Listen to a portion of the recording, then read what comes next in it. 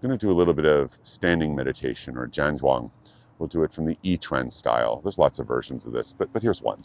So take your stance with your feet about hip width apart. It's like the hip sockets rather than the outsides of the hips. Your feet are parallel from the second toe, the one next to the big toe, to the middle of the back heel. If you're in a place where you can stand barefoot, that could be beautiful. I'm doing it in my Keens. That's how it goes sometimes.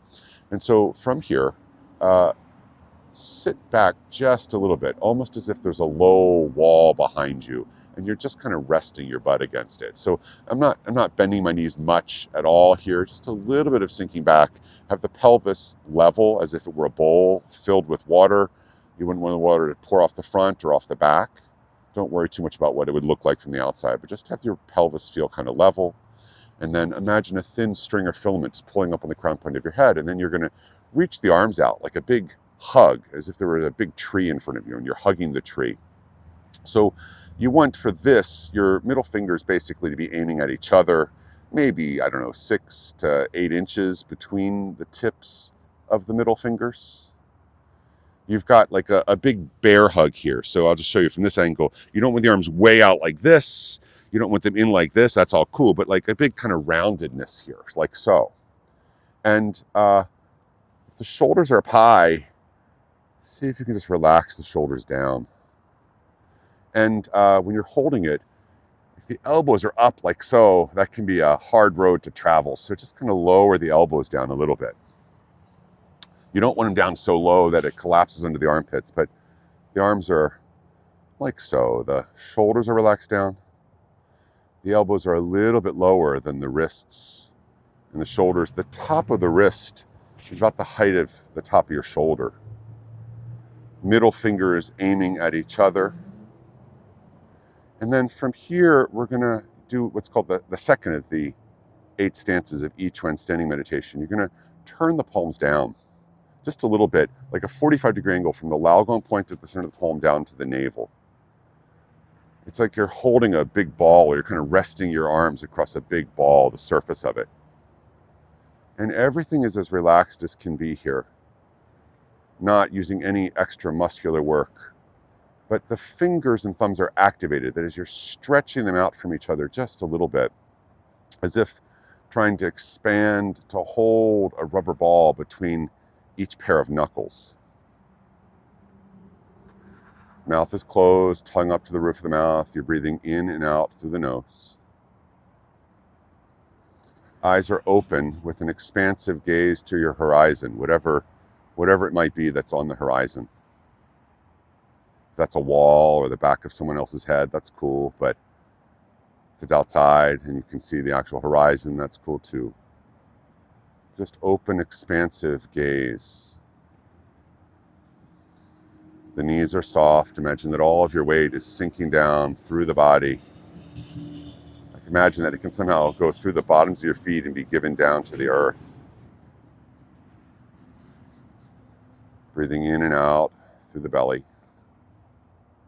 I guess breathing into the belly, breathing in and expanding the navel away from the spine like that. And breathe out, and the navel releases gently back toward the spine.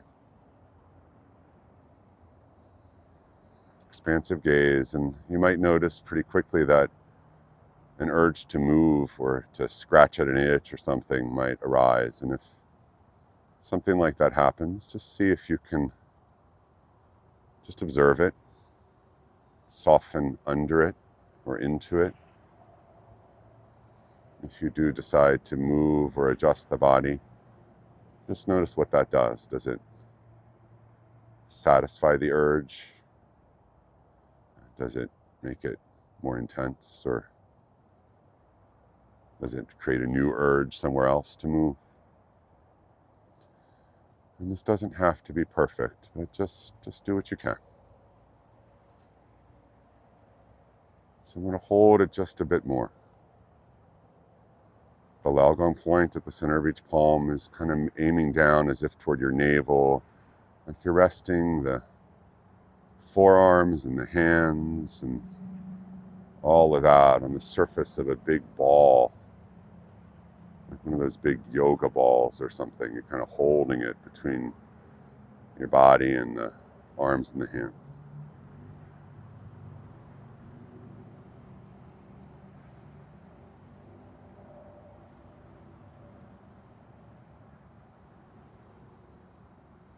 If you're holding any tension in the jaw or the face, see if you can just soften that.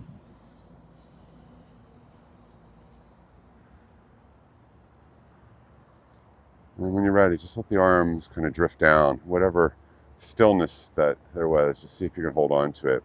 And then one way to come out of this is you just turn and place your hands Laogong point over Laogong point, that is center of the palm over center of the palm, backs of the hands with the hands kind of lined up over the sacrum. Doesn't matter which hand's close to the body, which hand's far away. And then just kind of rock forward and back. I'll turn and face you. Just kind of rock forward to the balls of the feet and back to the heels, keeping the feet flat, but just trying to use the weight of the body to massage the bottoms of the feet. This can be especially helpful if you've been standing a long time.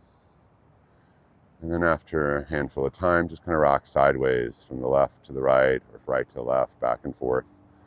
Keep the feet flat, but just kind of shifting the weight from the right side of the feet to the left side of the feet, back and forth. And then after you've had your fill of that, you can begin to spiral the body, keeping the feet flat, but just bringing sensation back into the feet and maybe massaging the bottom of the feet. And then when you spiral enough that way, you can spiral back the other way.